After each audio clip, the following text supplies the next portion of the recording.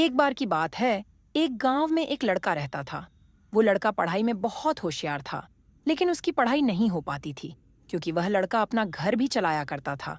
वह रोज अपने खेत में जाता, दिन भर वहां काम करता और शाम को घर वापस आकर वह थोड़ा बहुत पढ़ाई कर लिया करता था। अब जब वह लड़का 12वीं क्लास में गया, तो सभी गांव वालों को यह लग रहा था कि हमारे गांव से यही लड़का 12वीं में फर्स्ट आएगा, क्योंकि गांव वालों को भी पता था कि वह लड़का पढ़ाई में बहुत होशियार है। तो 12वीं का एग्जाम आया, लड़के ने एग्जाम दिया, और जब 12वीं का रिजल्ट आया, तो लड़का किसी कारण से एक सब्जेक्ट में फेल हो गया।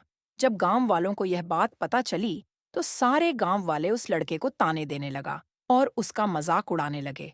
वह जब भी अपने घर से खेत की तरफ जाता, तो उस रास्ते पर उसे जितने लोग मिलते, वह सब उसे ताने देते रहते।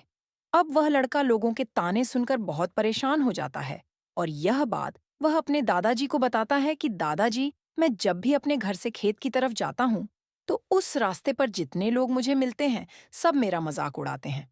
तो उसके दादाजी ने उसे कहा कि तू ना एक काम कर, एक बड़ा सा लौटा ले और उस लौटे को पूरा ऊपर तक दूध से भर दे, और जब तू उस रास्ते से गुजरे, तो तू उस लोटे से दूध दूध का एक बूंद भी नीचे गिरने मत देना।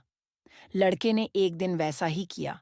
वह जब उस रास्ते से दूध का लोटा लेकर निकला, तो उसका फोकस उस लोटे पर इतना था कि उसे लोगों की आवाज ही सुनाई नहीं दी। वह इतने ध्यान से उस लोटे को लेकर चल रहा था कि उस लोटे से दूध का एक भी कतरा नीचे ना गिरे।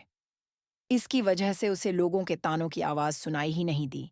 तो इस कहानी से हमें यह सीख मिलती है कि अपने काम में इतना ढल जाओ, इतना फोकस अपने काम पर लगा दो कि बाकी की चीजों का आप पर कोई असर ही ना हो।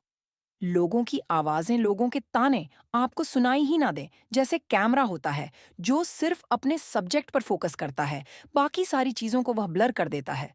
तो बस आपको भी उसी तरह अपने काम पर, अपने टारगेट पर फोकस करना है। बाकी चीजें तो अपने आप ही ब्लर हो जाएंगी। तो अगर आप इस कहानी को और भी लोगों तक पहुंचाना चाहते हो, तो इस वीडियो को लाइक करिए।